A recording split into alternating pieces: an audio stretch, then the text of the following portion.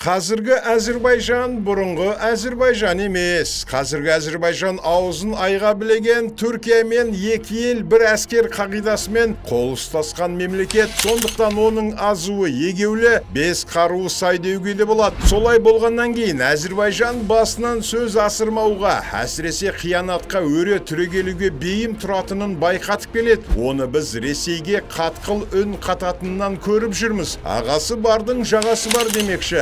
Әзірбайжан елі Түркияға арқа сүйейтіні бесенеден белгілі. Біліп істеді ме, білмей істеді ме? Ресей әскерилері Әзірбайжанның жолаушылар ұшағын атып зақымдауының салдарынан апатқа ұшырауының әңгімесі әлі біткен жоқ. Бұл іске Әзірбайжан қатты кіріскенімен, Ресей жағы кешірімді де дұрыстап сұрамай, сөзі сұйықтау болғаны белгілі. Әзірбайжан енді тағы бір тосын жағдайға тап болды. Ресей өз аумағында рейд жүргізу барысында әзірбайжандар жапа шегіп, екі адамы мерт болды. Бұл жағдай әзірбайжандарға қатты тиіп отыр. Кеш жарық ағайын, бұл неге олай бағдарламасы?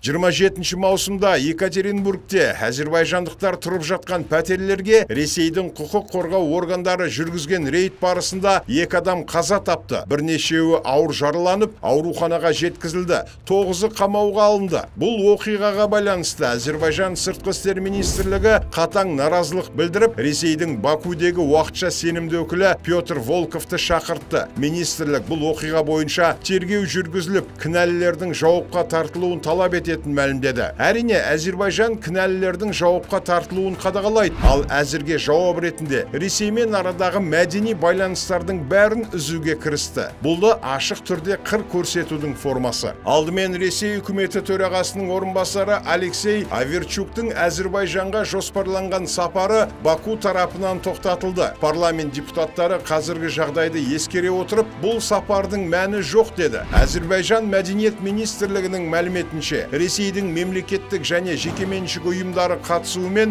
Бакуде өткізілуі тиіс болған барлық мәдени іс-шара, концерттер, фестивальдер, спектакльдер, көрмелер толық тоқтатылды. Ресейдің Свердлов облысында құқық қорғау органдары Әзірбайжан ұлтының өкілдеріне этникалық негізде әдейі соттан тыс кісі өлтірумен күш қолдану әрекеттерін ашық түрде жасаған және мұндай жағдайлар жиілеп кеткенін ескере отырып, Ресей тарапымен жоспарланған барлық мәдени іс-шара, концерттер, көрмелер, спектакльдер және тағы басқалар Әзірбайжанда өткізілмейді делінген ресми хабарламада. Билеттерді алдын ала сатып алғандар ақшасын қайтарып алу үшін кассаларға немесе онлайн платформаларға жүгіне алады. Ал Әзірбайжан парламенті төрағасының бірінші орынбасары Али Ахмедов бастаған парламенттік делегация Мәскеуде өтеді деп жоспарланған Әзірбайжан-Ресей арасындағы парламентаралық комиссияның 23-ші отырысына қатысудан бас тартты. Әзірбайжандағы орыс қауымдастығы да Екатеринбургтегі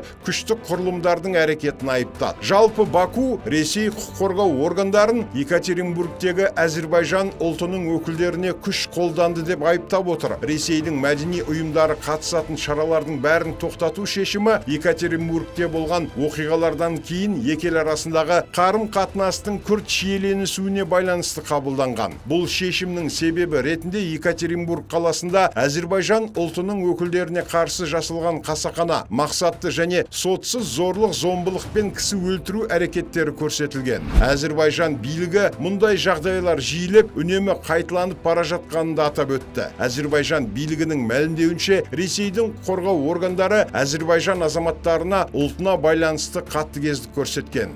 Шиеленіске байланысты Ресейдің Әзірбайжанға жоспарланған мынадай мәдени шаралары тоқтатылыпты. 18-ші шілдедегі Әзіл-Сықақ фестивалі, 30-ші тамыздағы концерт, қазан айына жоспарланған Щелкунчик, Аққулар көлі, Ромео мен Джульетта және Дюймовочка балеттері, Сергей Безруков, Леонид Агутин мен Анжелика Варомның концерттері, Евгений Синиковтың стендап концерті, Мастер мен Маргарита және Щелкунчик шығармаларының желісімен қойылатын спектакльдер. Қысқасы, екі жақ осындай аңдысып, әрі бір-біріне қыр көрсетіп отыр. Ақыры жақсы болғай. Арнайы сіздер үшін неге олай бағдарламасы. Құрметті көрермен YouTube арнамызға жазылып, осы мәселе жайлы пікір қалдыра отырыңыздар.